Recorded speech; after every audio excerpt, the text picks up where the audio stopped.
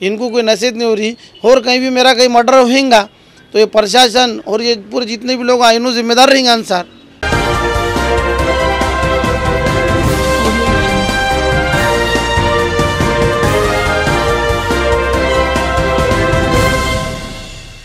अस्सलाम वालेकुम, Maaza Maharashtra news live में आप सभी का स्वागत है मेरे भाइयों। आज हमारे साथ मोहम्मद रिजवान हैं फिरियादी, जिनके ऊपर 25 नवंबर को जानलेवा हमला हुआ था देगलूर नाका खान 2 होटल के सामने। वो आज हमारे साथ है। उन्होंने आईजी नांदेड़ के और एसपी साहब को एक निवेदन दिया है और इस निवेदन में उन्होंने क्या मांग है उनकी वो हम जानते हैं। और इनके जो आरोपी है उस पर भी जो है 5 लोगों पे गुनाह दाखिल हुआ और अभी उसमें से कुछ आरोपी फरार है, ऐसा ही बताया जा रहा है। और हमारे साथ फिरियादी मोहम्मद रिजवान है, इनसे जानते हैं कि इनकी मांग क्या है। जी भैया, आपने जो निवेदन अभी जो तकरार दिए है, इससे पहले भी आपने तकरार दिए थे और अभी भी जो है एक आईजी साहब को और एसपी साहब को एक निवेदन दिए, तो क्या अर्ज करें? मैं अर्ज ये करा कि मैं 3 बार जाके एसपी साहब से मुलाकात करा। एसपी साहब ने अच्छा कोऑपरेट करे। एसपी साहब ने फ़ोन लगा के इतवारा डीएसपी साहब को भी बोले, पीआई साहब को भी बोले, आईजी साहब का भी गया मैं, आईजी साहब भी कोऑपरेट करे। फिर बाद में मैं डीएसपी साहब का ने भी 3 बार जाके मुलाकात करा। डीएसपी साहब मेरे को बोल रहे कि भाई तपास चालू है, जैसा तपासेंगे हम वैसा काम करेंगे। अब इसमें उन्होंने कोर्ट को से भेजे चौहान, राजू चौहान एपीआई साहब जो है उन्होंने कि ने पूरे अंसार के फेवर के उसमें साक्षीदार लिए। वहाँ अंसार के घर के पास झगड़ा हुआ, वो जितने भी लड़के हैं पूरे अंसार के फेवर के, अंसार के ऑफिस पे के लड़के हैं और उन्होंने वैसा से भेज रहे अंसार के फेवर में, उन्होंने अंसार नहीं है बोल के। अब स्पॉट पे मैं था, मार मैंने खाया, झगड़ा मेरे साथ। तो अंसार ने क्या बोला क्या नहीं मुझे मालूम, उन्हें फिरियादी को तो कुछ गिन रहे नहीं। जैसा मैं जा रहा हूँ मेरा नंबर ब्लैक लिस्ट में डाल दिए चौहान साहब ने, फ़ोन उठा रहे नहीं। ऑफिस में गया मिलने के लिए पुलिस स्टेशन में, तो हमारे हिसाब से हमारा तपास चालू है, बाद में हम तेरे को देखेंगे। आज 20 दिन से नो तपासित कर रहे और खुलेआम में को धमकियाँ आ रहे कि तू केस वापस ले ले, मीडिया में आके बोल कि भाई अंसार का कुछ नहीं था, न तो देखते को जान से मार देंगे। ये लोगों के पास बंदूका है, बंदूक बता के मेरे को धमकी भी दे रहे हैं। एक आरोपी के उमरखेड़ में गुना भी दाखिल है, उसके ऊपर बंदूक के पिस्टन का। ये लोग फिर से मुझ पर हमला करेंगे। पुलिस इनको क्लीन चिट दे रही है, ऐसा बोल रही, आरोपियों को छोड़ दे रही, आरोपियाँ पकड़ रहे नहीं। फिरियादी को आरोपी बना दिए और आरोपी को फिरियादी बना दिए और मुझे कोई कॉपरेट ही नहीं है पुलिस का, एक पैसे का कॉपरेट नहीं है। इसलिए मेरे को सेकंड टाइम मीडिया में आना पड़ा। क्या बात है रिजवान भाई कि जिस तरीके से गुनाह दाखिल हुआ उसके बाद भी जो है कुछ फ़र्क नहीं पड़ा, क्या उसमें पावर है? क्या हो सकता कोई राजनीति? अभी राजनीति इसमें कैसा है, ऊपर से फ़ोन आ रहा है इनका, अंसार ऊपर से फ़ोन करा रहा और बोल रहा है कि मैं ये ऐसा कर दूंगा वैसा कर दूंगा। पुलिस वालों को तक डरा रहा है। मेरे को खुला बोल रहा उन्हें कि मैं तो 169 में मेरा नाम निकाल लिया, मेरा क्या टेढ़ा होने वाला है। तो अभी मीडिया में आके बोल रहा उन्हें मेरे को कि अंसार सेठ का कुछ नहीं था। खुलेआम धमकियाँ दे रहे मुझे। अभी मुझ पर और वापस उन्हें हमला करने की तैयारी में है। अब ये पुलिस उनको छोड़ देगी, आरोपी अभी तक अरेस्ट नहीं करे।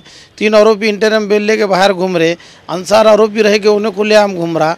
तो फिर पुलिस खुद आरोपियों को कॉपरेट करेंगी तो आरोपी तो हमको हमारे घर में घुस के मारेंगे। और कल को मेरे पे जानलेवा हमला होगा तो इसके जिम्मेदार प्रशासन रहेगा और ये अंसार रहेगा। मेरे को कोई एक पैसे का कॉपरेट नहीं है, अभी भी मेरी जान को धोखा है। रिजवान भाई, जिस तरीके से आयोग कौन है इसका, आपने आयोग से मिले क्या तपास अमलदार से? आयोग साहब को कम से कम 10 बार तो भी मिला होगा मैं। एपीआई राजू चौहान साहब फ़ोन पे कॉल करा तो नंबर ब्लैक लिस्ट में डाले, व्हाट्सअप पे कॉल करा, मैसेज करा, नंबर व्हाट्सअप ब्लॉक कर दिए, मैसेज ब्लॉक कर दिए। मैंने उसकी कंप्लेन एसपी साहब का ने करा, एसपी साहब ने बोले भी कॉल करके आयो चेंज करो, आयो अभी तक चेंज हुआ नहीं। मेरी एक ही रिक्वेस्ट है एसपी साहब से कि इन्वेस्टिगेशन जो आयो ऑफिसर है आप अपना खुद का लगा के फिर से आप तपास करो। इसमें जहाँ कोई भी अगर से लगेगा आपको मैं गलत बोल रहा हूँ, मैं झूठ बोल रहा हूँ, तो आप जो आपको करना है उसमें कर सकते हैं। एसपी साहब से मेरी रिक्वेस्ट है। में जिस तरीके से आपने कोर्ट में भी 164 का बयान दिया, उसके क्या हुआ? अभी उसमें डेट मिले वाली है, 2-3 बार डेट मिली है। अभी कल की 19 तारीख की डेट है। अब पुलिस मेरे को न्याय नहीं दे रही है बोल के मैं कहीं ना कहीं न्याय मिलेगा बोल के कोर्ट में गया। अब ये खुलेआम इन्हों चोरा हैं, गुंडों को पालते, खुलेआम जो चोरों को पाल रहे, पुलिस उनको कॉपरेट कर रही। अभी कुछ दिन पहले की बात है, महीना भर पहले की, भोकर फाटे के बाद बाराट के पास हमारे पुरना के चांद भाई है, उनकी एक गाड़ी लूट लिए गई थी। उसमें अंसार ने बैठ के कंप्रोमाइज़ कराया, 1,70,000 रुपये लेके उनका माल वापस दिया। गुटखा था उनका। ऐसे लोगों से कारोबार कराते, आधे पैसे खुद रखते, आधे पैसे चोरों को देते, और पुलिस इनको उल्टा कोऑपरेट कर रही।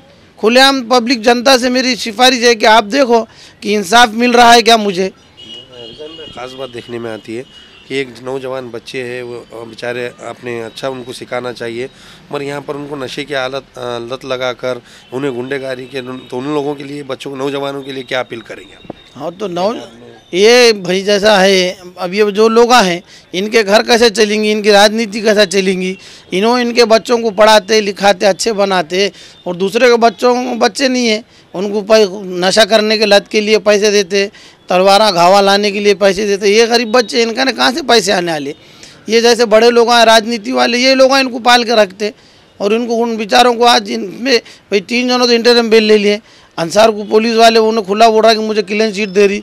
अब इसमें अकेले वो शाहरुख को पूरा ये कर रहे। शाहरुख अकेला थोड़ी झगड़े में था, झगड़ा शाहरुख ने थोड़ी करा। शाहरुख को अंसार ने बोला कि मुझे मार बोलने के बाद ही शाहरुख मारा ना।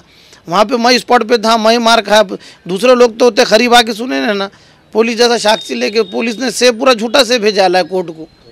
रिजवान भाई, जिस तरीके से आपने हिम्मत करके इन पे गुनाह दाखिल करे, आज तक कोई करा नहीं, और ऐसा भी सुनने में आया कि लोगों को फंसाते, बच्चों को फिर उनसे थोड़ी पानी करके आधा आधा ले लेते, ऐसी भी चर्चा है कि लोग इनसे डरते गुनाह दाखिल करने के लिए।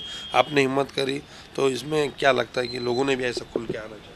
हाँ तो लोगों से आप भाई एक से लोग आएंगे खुल के। आज मैं आया, कल और कोई आएगा, और ये बात तो सही है ना भाई। खोटा गुना दाखिल करते, आज इनको 172 क्लियर चिट पुलिस दे देंगी, तो ये मेरे पे मैं खोटा गुना दाखिल करा बोल के अंसार मेरे पे वापस गुना दाखिल कर सकता ना। पुलिस सपोर्ट कर रही है ना पूरा सबको।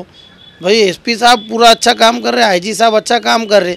आईजी साहब एसपी साहब अकेले मिलके सब नहीं चला सकते ना। उन्होंने वहाँ से फ़ोन करके बोलते, रिक्वेस्ट कर रहे बात, मगर नीचे वाले कॉपरेट नहीं कर रहे ना। चौहान साहब ने तो मुझे केस करके ऐसा हो गया कि मैं जुल्म हो गया मेरे पे, कि मैं आरोपी बन गया केस करके।